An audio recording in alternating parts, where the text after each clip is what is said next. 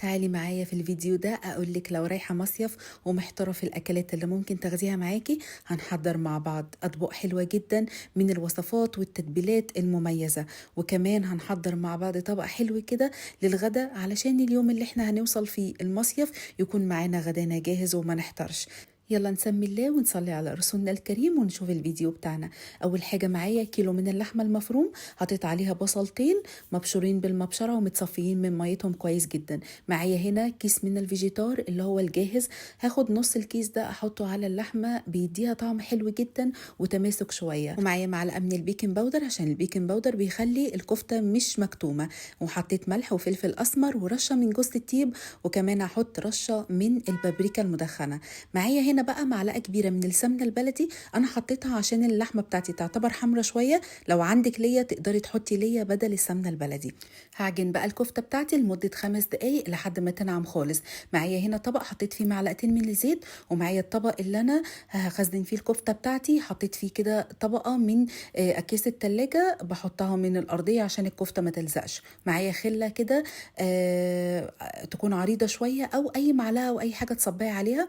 باخد قطعة من الكفتة وبصبعها بالشكل ده. خلي صباع الكفتة يكون مليان شوية، ما يكونش رفيع قوي عشان ما تنشفش منك في التسوية. تاني هعمل معاكم تاني. بليت ايدي كده بالزيت، وبعدين هاخد قطعة من اللحمة هصبعها بالشكل ده، وبعدين هرصها في الطبق. بقت معايا بالشكل ده. لما اجي بقى احط طبقة كمان هفصل ما بينهم بكيس برضو من اكياس التلاجة عشان الكفتة ما تلزقش في بعضها. بقت معايا بالشكل ده، غلفتها كويس جدا وحطيت عليها كمان تيكت كده مكتوب عليه ان دي كفتة. تعالوا نعمل بقى تتبيلة حلوة قوي للفراخ المشوية. جبت الكبة حطيت فيها طماطمايه وفلفلايه خضراء كبي وبصل وفصين من الثوم، واحط فيها توم باودر، بصل باودر، فلفل اسمر، كزبرة، بهارات فراخ مشكله، وكمان ملح وشويه من البابريكا المدخنه. وهضرب كل ده مع بعض كويس جدا لحد ما تنعم خالص وتبقى بالشكل ده. هنزلها كده في بوله واحط عليها معلقتين من الزيت، هقلبهم كويس قوي. معايا هنا الفراخ بتاعتي مغسوله وكمان عامله فيها شرايح كده عشان دي انا هشويها يا اما في صينيه يا اما على الشوايه، وهفصل المفاصل بتاعتها من بعض كده بالشكل ده. وهنزل الكبد وكل حاجه. دي فرخه كامله، تقدري تقطعيها على 4 وتقدري تقطعيها على 8.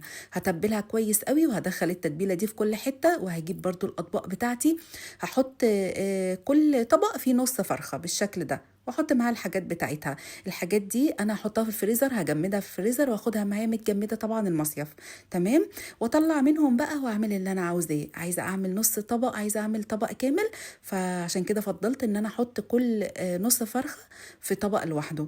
يلا نجهز كمان مع بعض اسكالوب بانيه. دي ميه البصل اللي انا خدت البصل بتاعها للكفته، هحط عليها ملح وفلفل اسمر، كزبره ناشفه، وسبع بهارات وبابريكا ورشه بسيطه خالص من جوز الطيب. هقلب كل ده مع بعض واحط عليهم معلقه من الخل. هقلب كل ده مع بعض. معايا هنا البوفتيك بتاعي اللي انا بعمله الاسكالوب بانيه، بجيبه من وش الفخده.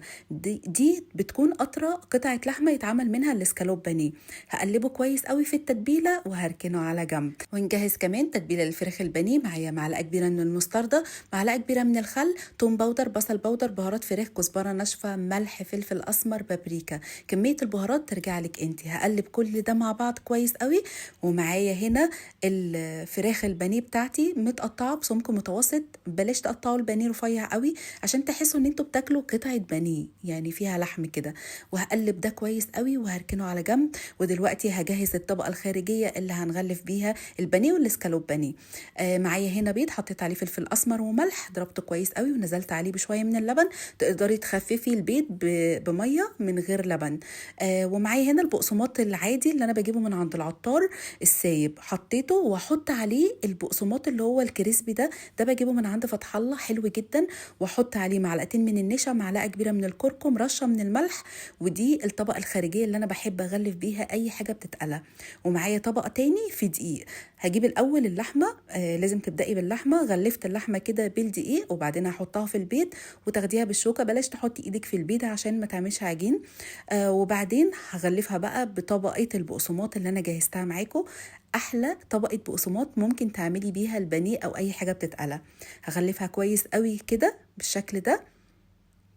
وتتكي عليها كويس علشان الطبقه دي تمسك فيها. ومعايا بقى الاطباق اللي انا هحط فيها، حطيت كده، وهحط ما بين كل واحده والتانيه كيس تغليف، كيس فاصل يعني. وغلفتهم بالشكل ده. انا عملت الفراخ وعملت الاسكالوب بانيه كله بنفس الطريقه اللي انا قلت لكم عليها، وبرده هدخلهم الفريزر لحد ما اكمل الاكل بتاعنا. هنا بقى هعمل شوية كده ورق عنب وشوية ممبار اخدهم معايا. برضو حطيت حلة على النار، حطيت فيها شوية من الزيت، بصلاية متوسطة شوحتهم كويس قوي، حطيت قرن فلفل حامي وحطيت معلقة من الثوم، شوحتهم كويس قوي. وادي الطماطم المعصورة في الكبة بالشكل ده، احطها كلها واسيب بس شويه كده على جنب مع شويه البصل اللي انا سبتهم. واحط معلقه كبيره من صلصه الطماطم عشان تعزز اللون، مكعبين من المرقه، وهسيبهم يتسبكوا على نار متوسطه. معايا هنا بقى الخضرة بتاعتي غسلتها وقطعتها، احط عليها الرز. دي شوية الطماطم اللي انا سبتهم بحطهم كده ني في ني، ومعلقة تانية من الفلفل الحامي المفروم، وشوية كده من البصل برضو اللي باقيين. حطيت زيت، فلفل اسمر وملح وشوية من السبع بهارات، وادي التسبيكة بتاعتي. وحطيت كمان معلقة من الثوم المفروم. هقلب كويس قوي الخلطة دي مع بعضها بالشكل ده.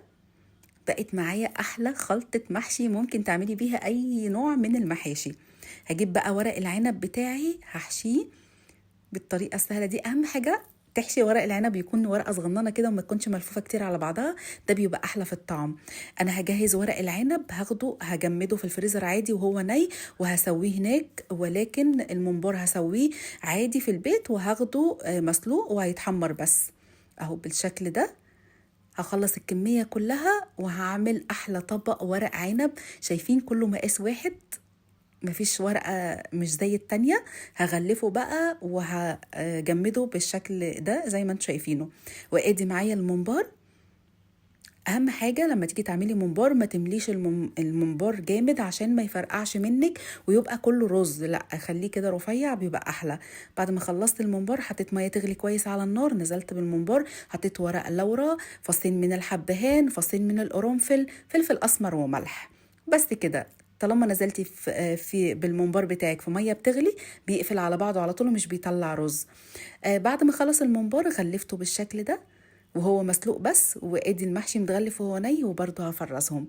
طب احنا بقى عايزين ناخد معانا اكله سهله وسريعه كده نتغدى بيها اول ما نوصل المصيف وتكون مستويه على طول. حطيت حله تسخن على النار، نزلت فيها بمعلقه من السمنه، ونزلت فيها ببصلايه متوسطه شوحتها، هنزل فيها بورق لورا، قرنفل، حبهان، قرفه.